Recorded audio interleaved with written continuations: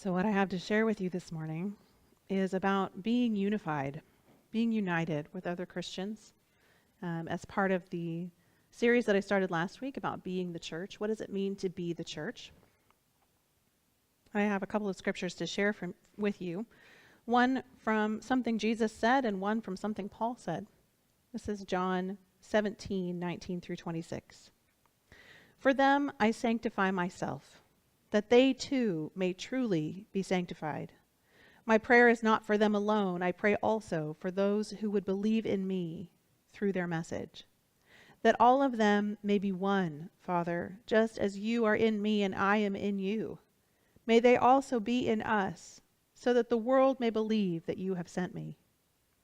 I have given them the glory that you gave to me, so that they may be one as we are one. I in them and you in me, so that they may be brought to complete unity.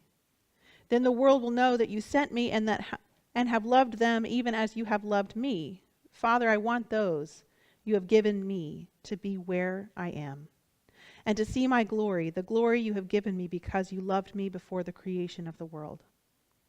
Righteous Father, though the world does not know you, I know you, and they know that you have sent me. I have made you known to them, and will continue to make you known, in order that the love you have for me may be in them, and that I myself may be in them. This comes from a larger prayer that Jesus prayed in the hours before he was betrayed. He prayed that his disciples, I don't know if you listened, if you heard how many times he said one. May they be one, may they be one, may they be one. May they be brought to complete unity. It's something we struggle with, right? And I think it's something Jesus knew we would struggle with, so we don't have to feel too terribly bad about it. He knew that this would be a problem. He knew that we would struggle to keep the family together, that the church would perhaps splinter. And it's no wonder that he did know that this would be a struggle, because if you look at his disciples, if you look at the people that he traveled around with for 3 years, there was no reason for them to be friends. None. No reason. You had Matthew, or Levi, who was a tax collector. He worked for the oppressors, collecting taxes from their people for the Roman government. By any standard, except for his own, perhaps, he was a bad guy. On the other end of the spectrum, you had James and John, the sons of thunder, who were zealots, meaning they wanted nothing more than to overthrow the Roman government, get them off their backs so that they could be free, so that they could have Israel as Israel was meant to be, free, self-governing, able to worship God without fear, able to follow all of the laws of the Old Testament. They wanted it today. They wanted it yesterday. And it's possible that they had been part on the fringes of some of these other movements that were happening in the first century of rebellion against Rome. You had people who had money, who funded Jesus and his disciples, mostly women. You had fishermen who were poor. You had all kinds of people that were together who never would have walked in the same circles, never would have met each other, never would have been friends. So it's no wonder that Jesus prayed for them, that they would be united. What are they always arguing about? Who's going to be first, right? Jesus, can we sit by your left hand? Can we sit by your right hand in your kingdom? Can we have the positions of power and control? You've got Judas dipping into the money bags. These were not, a lot of times we paint the people in the Bible as heroes of the faith, and yes, they are, but they were people first. They were people first. And that's not news to God. I love the psalmist that tells us that God knows we are dust. He ought to. It's what he made us out of. He knows our limitations. He knows who we are. He knows our weaknesses. And he knows the beauty that is possible. And so Jesus, in the hours before his betrayal, before he went to the cross, he prayed this one last time that his disciples would be one. And not just them, everyone who would believe because of their message, because of the message that they would take out into the world, and that's you and I. He prayed for us, that we would be in unity. Not just in this room, but that we would be in unity with the Presbyterians and the Episcopalians and even the Catholics. Ooh, that's controversy right there, right? That everyone who called on Christ's name would be united in faith. Paul in Philippians 3:15 says, "All of us who are mature should take such a view of things, and if on some point you think differently, that too God will make clear to you." Jesus prayed for unity because he knew that his own group of disciples were not always on the same page. Paul, as he was writing these letters to the early church that was forming, knew that people had disagreements, not just personal squabbles, which he addresses in several places, but even theological squabbles. And what's Paul's approach? Sometimes it's like when he was disagreeing with Peter over whether Gentiles could be saved, and he went to he went to Jerusalem to oppose Peter to his face. That's one of my favorite scriptures. But here, Paul says that the thing that allows him to be in unity with these fellow believers is to trust the work of God in them. I trust that if you and I disagree, God can speak to your heart and change it. I don't have to change your mind. What a radical teaching. We could probably take that and just meditate on it for a year. Especially in our current cultural context where if someone disagrees, boy, that can just be the end of everything.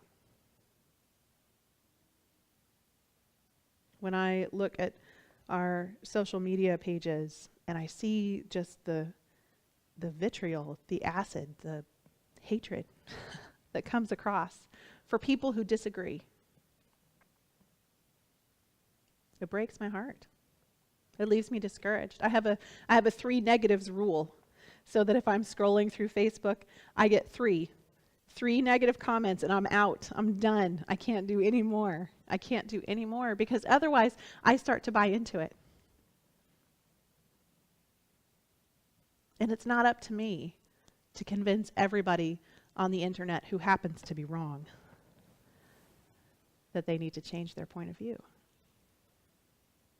Even if the wrongness isn't in what they're saying, but in how they're saying it. Paul says, if on some point you think differently, I trust God to make that clear to you. How much more peace would we enjoy if we allowed God to do work that only God can do in the lives of the people that we love?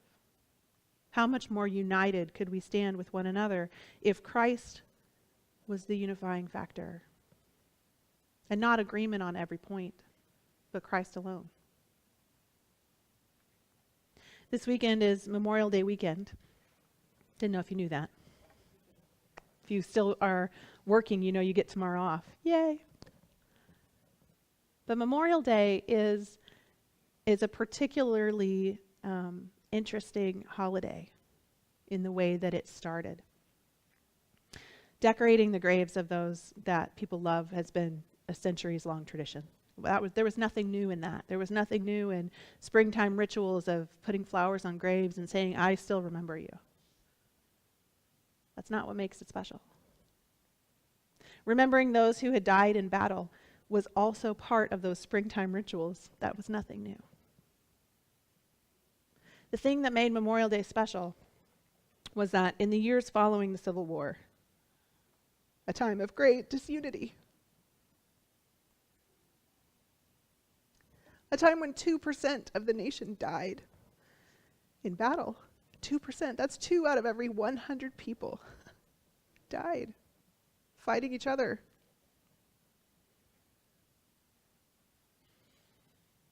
When the war was over, this beautiful thing started to happen.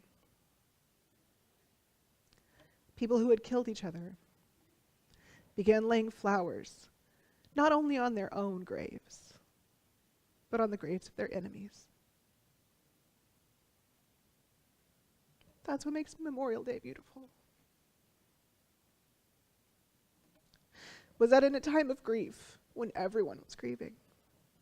In a time of hurt and loss, when everyone had lost? Because let's face it, everyone had lost.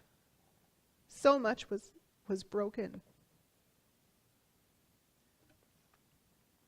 People still found the ability to move forward. And what enabled them to do that was grace. What enabled them to do that was forgiveness. And a recognition that the lives of even their enemies mattered. It's a beautiful thing. It's a beautiful thing. And it's something we need to remember, not just in times of grief and loss, but before that ever happens. How much more beautiful would it have been if before the Civil War had been fought, people had looked at each other and said, your life is valuable. I will listen to what you have to say, not because I agree, but because you matter. And if on some point we disagree, I will trust God to be at work in you, to show you the truth, to make things clear to you. How much more united could we be as a church, as a local body, as the church in Emporia, as the church around the world, if we would look at one another and say, you are a precious child of God. You matter. Before the fighting starts. Before the wars are fought. You matter. And I trust God in you. I trust that the Holy Spirit is not just in me, but in you. I trust that even as I hear from God, even as I am convinced of the truth, that God can do that convincing in you.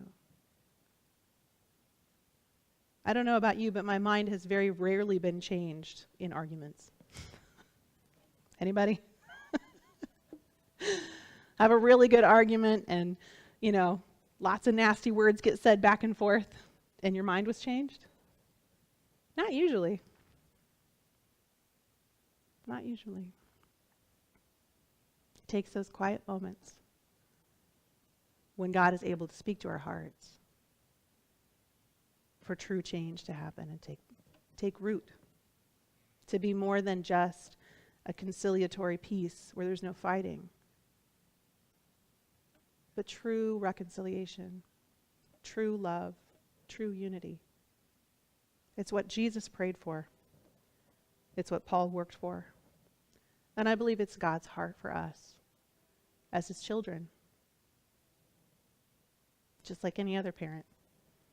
Would you just get along for 5 minutes? God has grace for us. And God has enough grace for us to have grace for one another. And sometimes that grace comes with some pain. It's not always an easy road. But I believe it's worth it. I believe it's worth it because I believe that's where healing comes from. That's where transformation takes place, is in those moments of grace where we allow the Holy Spirit to do the work that only the Holy Spirit can do in the life of another person.